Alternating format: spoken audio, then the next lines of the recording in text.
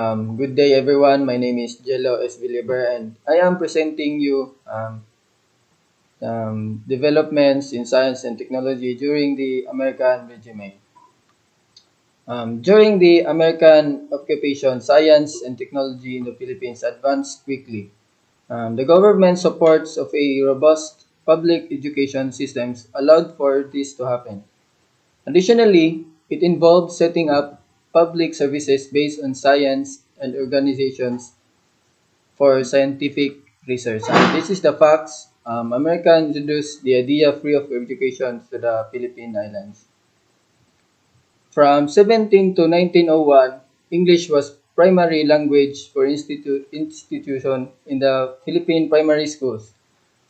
Philippine Normal School was established to train Filipino teachers. After that, the Philippine Medical School was founded in 1905, and the University of the Philippines later absorbed other professional and technical institutions. So the facts is on January 21, 1901, the Philippine Commission, which acted as the executive and legislative body for the Philippines until 1907,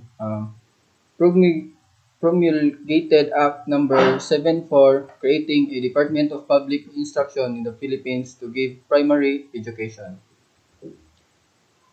An act of the Philippines legislature established the University of the Philippines on June 18, 1908. The colleges of agriculture, liberal arts, engineering, and veterinary medicine were some of the first institutions to be established, and the School of Forestry and Conservancies of Music were founded in 1916. So the fact is the first college were open is agriculture in Baos, Laguna in 1909. At the University of the Philippines, Americans and the foreign national made up the majority of the early professors and teachers in the sciences and engineering. Foreign academics were increasingly replaced with qualified Filipinos as qualified Filipinos were sent abroad for higher training. As an illustration, the Department of Agriculture and Chemistry of the College of Agriculture was taken over by Filipino. Um, 209 men and women received their education under this program at American schools between 1903 and 1912. They had to spend 5 years working for the government in order to receive this privilege. Scholarship for advanced scientific or technical study at the American colleges were first offered after the founding of the University of the Philippines as means of preparing students for employment in the public sector. Science classes as well as industrial and vocational education were introduced in the Philippine school system by Philippine Commission. The Filipino population had a strong distaste for industrial and vocational education. Even at the recent established University of the Philippines, it was challenging to enroll students in courses that involved fieldwork. So the fieldwork examples is agriculture, veterinary, medicine, engineering, and other applied science. As many medical scholarships were offered by the Philippine Commission as there were provinces that were regularly organized on the island. These were given out by school departments following regional competitions. As long as the medical study was being paid for, the recipient of this scholarship was required to go back to the province from where he originally hails and practice medicine there. Um, Rockefeller Foundation founded the fellowships for talented Filipino students in American and European colleges. The foundation offered more than 30 of these fellowships over a number of years.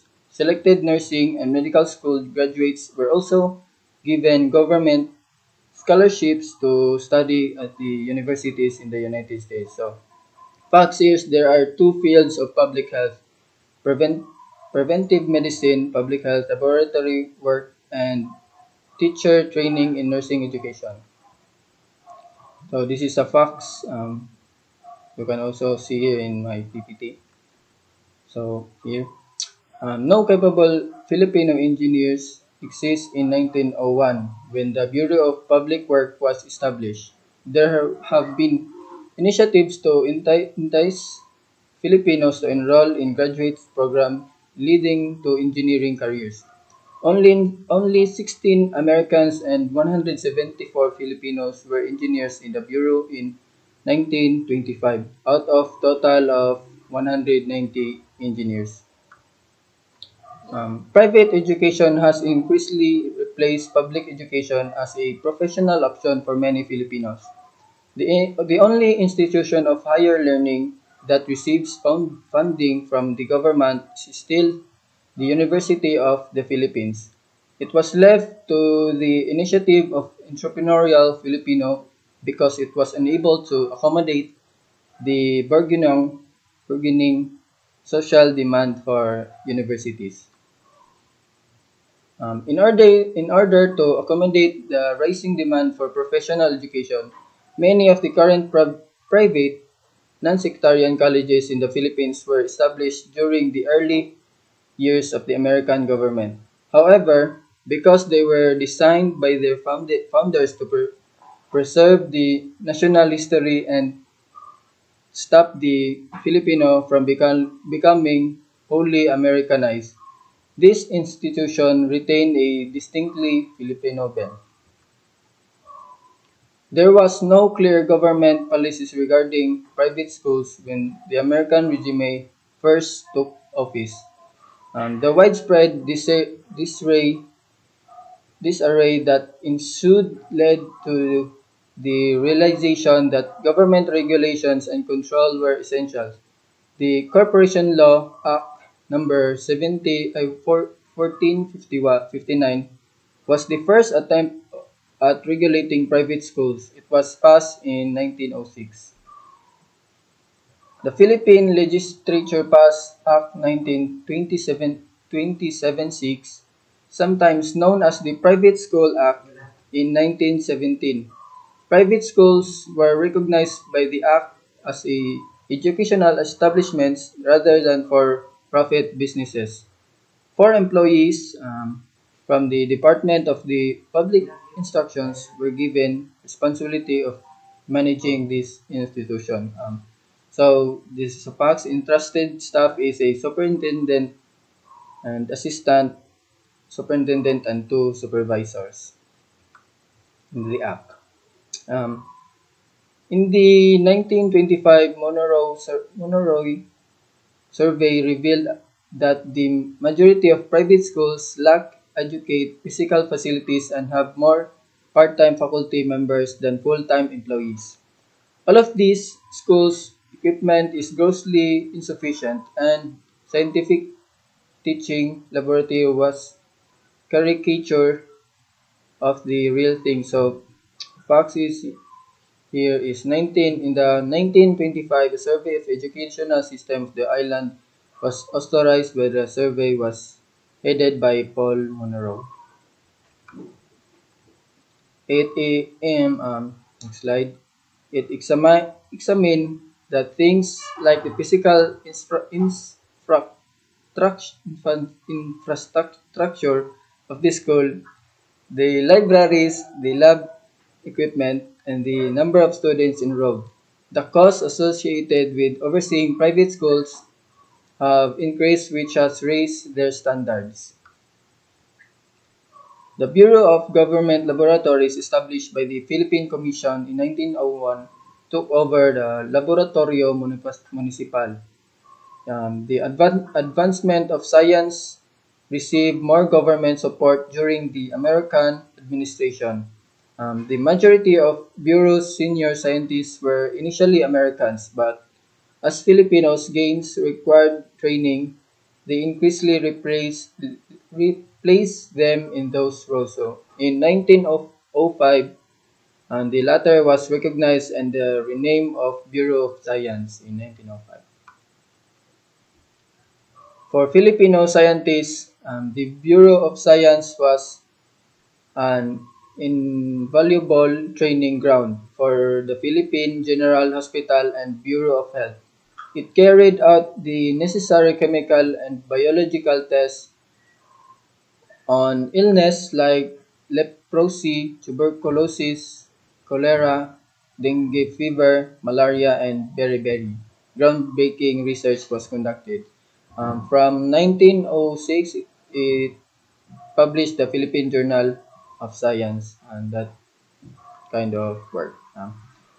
So, the National Research Council of the Philippines Island was established by an act of enacted by the Philippine Legislature in 1933, NRCP. The NRCP was actively participated in the discussions and writing of issues impacting science and industry at the 1934 Constitutional Convention in addition to working to advance scientific research. So these are the Weather Bureau 1901 and this is the bureaus of since 1927. So please take note of the bureaus. During American government, colonial economic policy was not integrated with education and science policy, while higher education options were made available to Filipinos. The country's economy remained largely agricultural. This policy may be to blame for the relative underdevelopment of the physical science in comparison to the medical and agricultural sciences. So the fact here, Philippine economic development was determined by free trade relations established in 1909 between the Philippines and the United States, continued in the 1946. And that's all for my report. And thank you, class. And